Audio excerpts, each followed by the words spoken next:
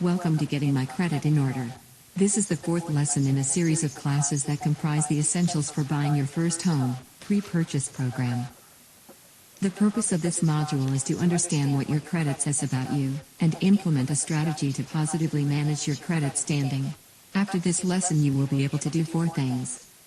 You'll be able to obtain a copy of your credit report and credit score, read and interpret your credit report, understand how to take action to address inaccuracies and discrepancies, and take action to manage and reshape your credit score. There are many factors that go into determining your ability to get financing. Job stability, salary, and amount of debt are all considered. The biggest determining factors, however, are your credit report and score. Your credit report is a catalog history of every type of credit interaction you've made in your life. Credit bureaus examine your credit history and come up with a score. That score represents the likelihood of you paying back the money that banks or other financial institutions may lend you. Your credit score is used by lenders to determine how much of a risk it would be to loan you money. Greater risk means lenders will make you pay more for loans, in the form of higher interest rates. Greater risk means it will be harder to get a loan too, and the loans you get will be for smaller amounts, or a higher rate of interest. So getting a copy of your credit report, understanding it, and making sure it's accurate, is a critical part of the home buying process. Let's take a closer look at the steps you'll need to take. There are 3 credit bureaus in the United States: Equifax, Experian, and TransUnion.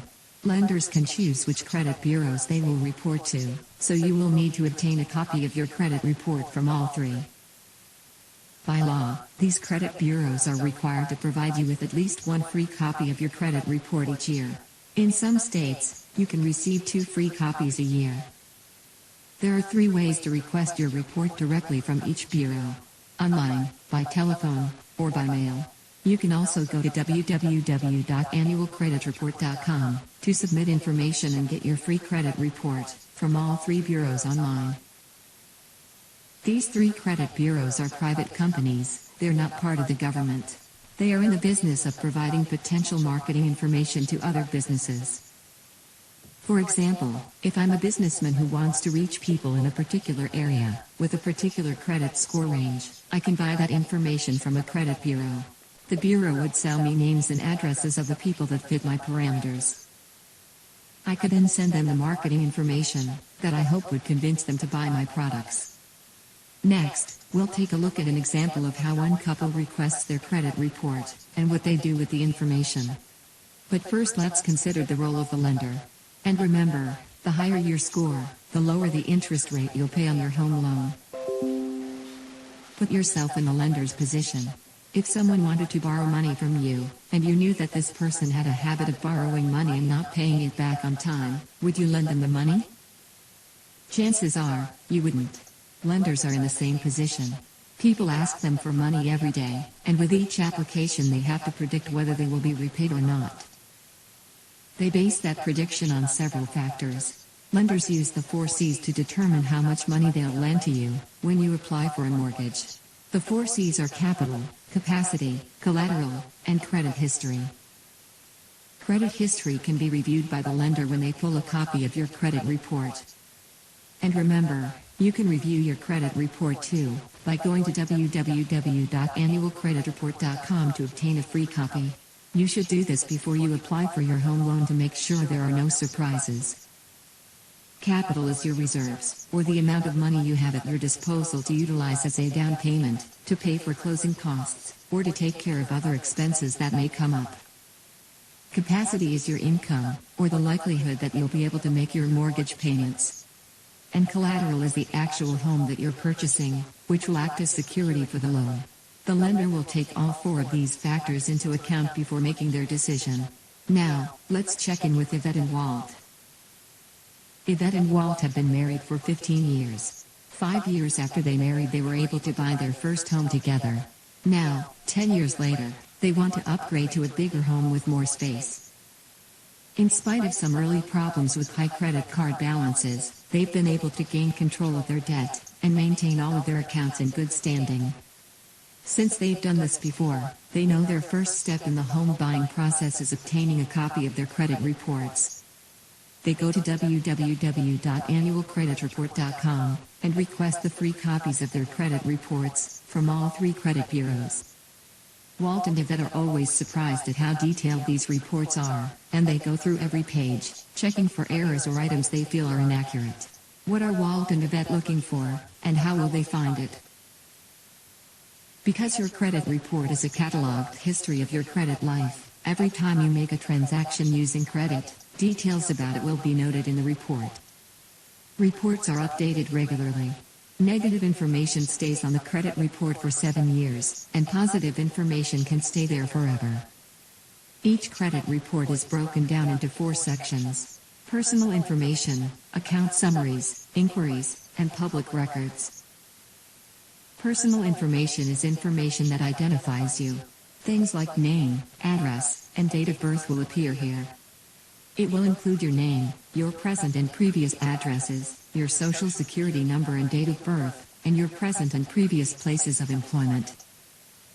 Account summaries are where you will find all of your credit transactions. They will include the name of the creditor, the date the account opened, the amount of the debt or line of credit, the balance on the account, the state of the account and payment history, and how many times you've paid late, 30, 60, 90, and 120 days. Inquiries are requests to access your credit information. They include requests for credit, also known as hard inquiries, which will affect your score, and requests for information, or soft inquiries, which will not affect your score. Actions like reviewing your own credit report, or pre-authorizations, are examples of soft inquiries. Public records could include bankruptcies, tax liens, or court judgments you are being required to pay. These are potentially negative items. Credit bureaus can show incorrect data on your credit report. If incorrect information is not addressed, it could impact your ability to get a mortgage. There is a dispute process you can follow with each credit bureau to challenge the accuracy of content. If there are inaccuracies on your report, you should contact the credit bureau to begin the dispute process. You'll likely be asked to include supporting documentation to back up your dispute, so it's a good idea to gather that ahead of time. Once a dispute is filed, the credit bureau will contact the creditor to investigate your claim. Possible resolutions could include removal of any incorrect reporting, or confirmation of the information. As a consumer, you're also allowed to include a 100-word statement in your report that explains any items you deem relevant to a prospective creditor or lender. Credit reports contain the vast majority of information that lenders use to determine if you're a good credit risk. There is one additional item that helps consolidate the information into an objective standard, and that is your credit score. Your credit score is a measure of how likely you are to repay your debts on time, and it is used by creditors and some employers as a way to gauge your dependability. It's a snapshot of how much of a credit risk you are, based solely on information from your credit reports. It's also a decision-making tool for lenders. The most widely used credit scoring system is known as the FICO score, and it can range from 300 to 850. A low credit score makes credit more difficult and more costly to obtain. Let's take a look at how a FICO score is calculated. Since each person has a different situation, credit scores will vary from person to person. And remember, not all creditors report to the credit bureau, which means your credit score may be different among the 3 bureaus. A FICO score is comprised of 5 components: payment history, amounts owed, length of credit history, credit mix, and new credit. Let's take a closer look at what makes up each part of a credit score. How you make your payments has the highest impact on your score. Several things are monitored to determine payment history. First, the payment information on accounts like major credit cards, retail store cards, installment loans, personal loans, and mortgages. All adverse public records, things like bankruptcy, judgments, suits or liens, are also considered. And finally, collection accounts and past due items are monitored. Factors like how far items are past due, what is the past due amount, how long since past due items, adverse public records, or collection items have been reported. What is the number of past due items on file, and how many accounts were paid as agreed, are all considered. The second largest portion of your credit score is determined by amounts owed. the amount you owe on each account, the number of accounts with balances, the proportion of credit lines used, the ratio between the balances and total credit limits on certain types of revolving accounts, and the balance of installment loan amounts compared to the original loan, are all considered in this section. The FICO score also considers length of credit history, how long ago accounts were opened, how long ago accounts were opened by specific type of account, and how long ago since the last account activity occurred. Older accounts let creditors and potential lenders know how long you've had credit. New credit accounts and hard inquiries account for 10% of your overall FICO score. In this area, the credit bureaus look at the number of accounts recently opened, by type of account, the number of recent credit inquiries, the time since the most recent accounts were opened, by type of account, and the re-establishment of positive credit history, following past payment problems. Finally, the credit bureaus consider the mix, and the number of credit accounts that you have. For instance, mortgage, car loans, revolving lines of credit, credit cards, store cards, etc., are all considered. You can raise your credit score. It won't be from one day to the next, it will take some time, but you can do it. Remember these points. Paying a bill one day later than the due date will make that bill late for 30 days. Being late one month and current the next, won't help the credit score. It's important to make consistent, timely payments, every month.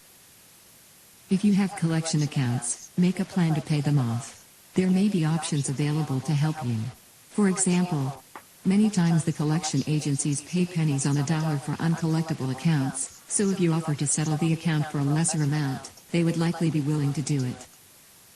If you agree on a settlement, or other arrangement for collection accounts, be sure to consider how your overall credit will be affected. And get a letter from the collection agency, agreeing to the settlement before sending any money. If the ratio between your credit limit and your balance is 33%, it'll help your score. If you cannot maintain it there, try to keep it below 50%. Pay the most that you can on your debts, instead of transferring balances from one credit card to another. You may have heard, do not close credit cards, or close the credit cards that you're not using. Because every situation is unique, both movements could raise or lower a credit score, depending on your personal situation. Before doing either of these, or if you need help managing debt, consider talking with a nonprofit credit counselor, who can help you explore options based on your unique situation. If you're shopping for a mortgage or a car loan, you can typically rate shop within a 14-day period, so all inquiries will be considered as one. Checking your bank statements and credit reports regularly will alert you to errors and inaccuracies. You can spot misinformation or possible identity theft quickly and address it. And finally, remember that credit cards should be an instrument to build a positive credit history. They are not like winning the lottery. Building and sticking to a strong budget can help you live within your means and use credit to buy only what you can afford. You may have heard of companies offering to fix or clean your credit, but the only person that can fix your credit is you. Only creditors can add or delete items on your credit report, but you can take action if something is not correct. If you find an error in the credit report, or something you believe is not yours, dispute the item in writing either online, or by sending a letter to the credit bureaus. In the communication, be sure to explain why you believe the item is erroneous, and include any documentation available to support your claim. The credit bureau will check with the creditor, and they have to respond within 30 days. If they do not respond, the credit bureau should remove the item from your credit report. Remember, you can also add a 100-word consumer statement to your report. It doesn't cost you anything to dispute inaccurate items or to add a consumer statement. Be wary of companies charging a fee to clean your credit for you. This could be a scam. Consider this scenario. ABC company charges a fee to repair your credit. They dispute everything that's in your credit report, whether or not it's accurate. By law, the credit bureaus must remove disputed items from the report while they investigate them, so your credit report temporarily appears different. But once the investigation is complete, and the credit bureau verified that all disputed items are accurate, those items return to your credit report. In the end, your credit report looks the same as it did when you started, but you've lost the money you paid to ABC company. Let's check back in with the vet and Walt to see how things are going. As Walt is looking through his credit report, he finds an entry that shouldn't be ¿Cuándo viene there. tu mamá? Walt is named after his father, and last year Walt's father, Walt ¿Cuándo Sr., viene tu mamá? filed for bankruptcy. It's been a difficult time for the whole ¿Cuándo family, llega tu but now mamá? it has the potential to impact Walt Jr. and his ability to get another mortgage. Walt ¿Estás found that an order contenta? from his father's bankruptcy has shown up on one of his credit reports. Fortunately, Walt Huh? found it and knows what to do. He will contact the credit bureau Hello? involved and dispute the item on his report. It may take some time to sort out, but it's worth it, because negative items on your report have a direct impact on the loans you can get, and the interest rates you will pay. Hello, and welcome to Mortgage Minute, a podcast for prospective homebuyers. As housing counselors, we often get questions from clients about the home buying process and how they know they're making the right decision in buying a home. When you're in the market to buy a home, your budget and credit are important factors. We've had clients that have checked their credit report when preparing to buy a home, only to find out months later that their credit score has been greatly affected by activity that was not theirs. Whether you're planning for homeownership or not, it's important to check your credit regularly because problems can arise anytime and sometimes at the most inconvenient times. So checking regularly can help you minimize the damage. If you find yourself in this situation, the first step is to contact your creditors and service providers to report the unauthorized activity and begin the dispute process with the credit reporting agencies. The next step is to obtain a police report and put a fraud alert on all 3 credit bureau files. It's also important to contact the Federal Trade Commission at ftc.gov and report any identity theft. And make a statement on your credit report explaining the situation so that when you do apply for your new mortgage, the credit bureaus and potential lenders know exactly what's going on. You may have to go through manual underwriting as well if your credit score hasn't changed significantly and enough time to finance your home. If this is the case, you'll want to talk with your local banker to find out if they have a process for manual underwriting and get some additional tips and direction from them. In the case of manual underwriting, things are done outside of an automated system. So if the client's credit score isn't exactly where they need it to be, they can sit down across a desk from someone to explain their situation and hopefully get the process moving forward. The bottom line is, it's really a great idea, even if you're not in the market to buy a house currently, to check your credit reports, all 3 of them, at least once a year to stay safe.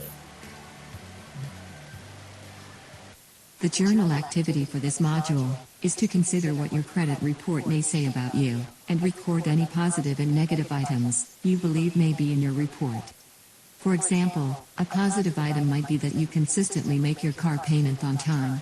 A negative item may exist if you missed a credit card payment 2 months ago.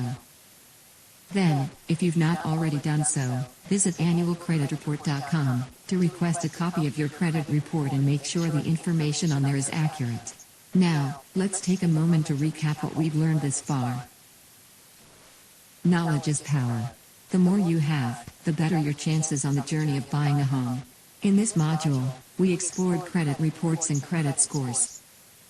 You learned steps to take to obtain a copy of your credit report and credit score, how to read and interpret your credit report, how to address inaccuracies and discrepancies on your report, and strategies to reshape and manage your credit. Congratulations! You've completed the module, Getting My Credit in Order. In the next module, we'll explore strategies to get out of debt.